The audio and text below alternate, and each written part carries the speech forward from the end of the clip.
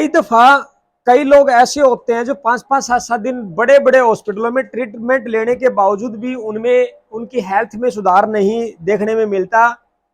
तो अगर जिनको दवाइयां काम नहीं कर पा रही हो, दवाइयां शरीर में ना लग पाए या उनके हेल्थ के अंदर इंप्रूवमेंट सुधार ना दिखे, तो आपको करना क्या है कि सबसे पहले उस मरीज की धरण चेक कर लें।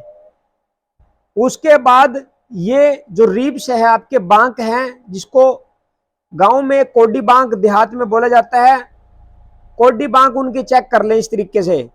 अगर ये रिब्स पड़े हुए हैं तो जिस आदमी का ट्रीटमेंट चल रहा है, गोली दवाइयां जिनकी चल रही है, तो उनका रोटी खाने का मन बिल्कुल भी नहीं करेगा, ना दलिया खिचड़ी करेगा, ना कुछ और खाने का मन करेगा, क्योंकि ये कोडी बांक जब तक पड़े रहेंगे तब तक कुछ भी खाने का मन नहीं करेगा, ना हेल्थ के अंदर सुधार दिखेगा। उसके बाद अगर धरण और कोडी बांक ठीक है तो यहां पे आप इस तरीके से जो है हाथ डाल करके, यहां एक गोला सा नजर आएगा आपको, और आपको इसको नीचे की तरफ, यूं नीचे की तरफ खिसकाना है, नीचे की तरफ लेकर के आना, इस तरीके से झटके के साथ, इस तरीके से नीचे की तरफ इसको खींच करके लेके आओ।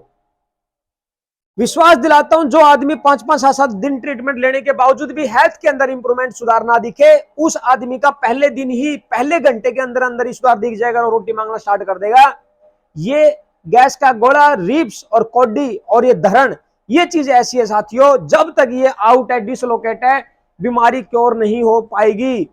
अगर ये कोडी बांक गिरे हुए, गैस का गोला यहाँ पे फंसा हुआ है, यहाँ भारी भारी नजर आता है, और पे दबा करके देखिए यहां इस तरीके से, अगर दबाने से पेन आता है तो दूसरा जो तरीका है उसको नीचे उतारने का, इस तरीके से आप झटके के साथ उतारिए, इस तरीके से झटके के साथ नीचे उतारिए। यानी कि हर आदमी को ये जरूर कर लेना चाहिए, टाइम से ये कोडी बांक और धरण को सेट रख लेना चाहिए, पेट ठीक रहेगा, कोई भी डिजीज शरीर के अंदर नहीं आएगी।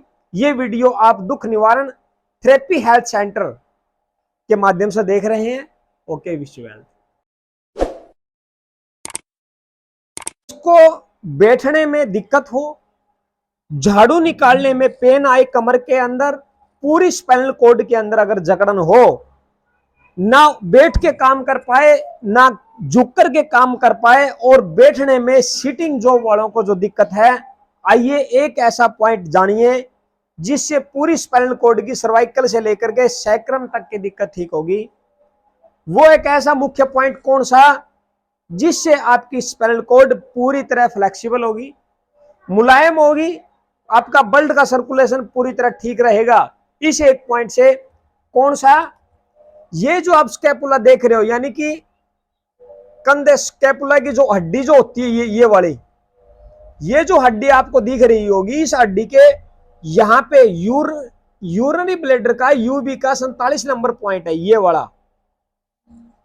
इससे आप कहोगे कि कमर के दर्द में आराम कैसे आ जाएगा, आएगा तो खरीद लेते हैं, लेकिन बाद में बहुत ज्यादा दुष्परिणाम देखने में मिलते हैं, क्योंकि गलत तरीके से इसका इस्तेमाल करते हैं।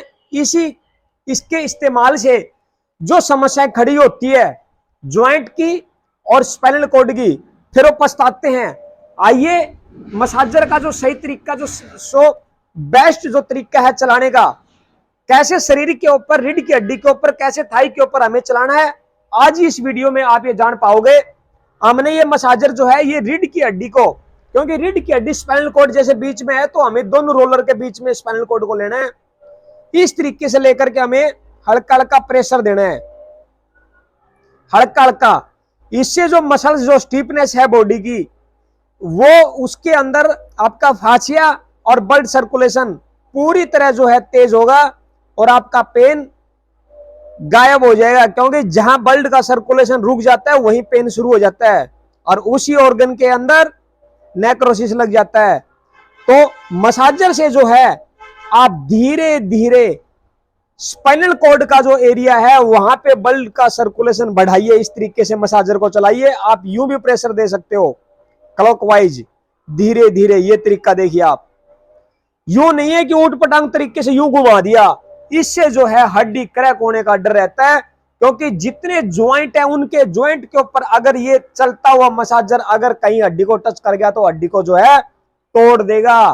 ना ज्वाइंट के ऊपर फेरना है, ना किसी हड्डी के ऊपर इसको चलाना है। धीरे धीरे क्लॉकवाइज तरीके से इसको धीरे धीरे नीचे की तरफ लेकर के आइए। धीरे धीरे धीरे धीरे इस मसल्स को जो है रिलैक्स करिए। इसका काम मसल्स रिलैक्सेशन का है, ब्लड सर्कुलेशन बढ़ाने का और स्टिफनेस दूर करने का है।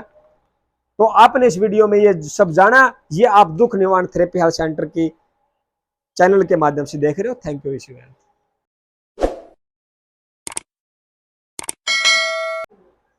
ये जो आप मसाजर देख रहे हो, आज मैं आपको एक ऐसा तरीका बताता हूं जो घरों के अंदर आसानी से आप मसाजर कर पाओगे और उसका रिजल्ट भी आपको यूनिक मिलेगा। लोग मसाजर तो खरीद लेते हैं, बट इसका चलाने का तरीका नहीं उनको आ पाता। वो मसाजर को जो है बोन के ऊपर, ज्वाइंट के ऊपर चलाते हैं।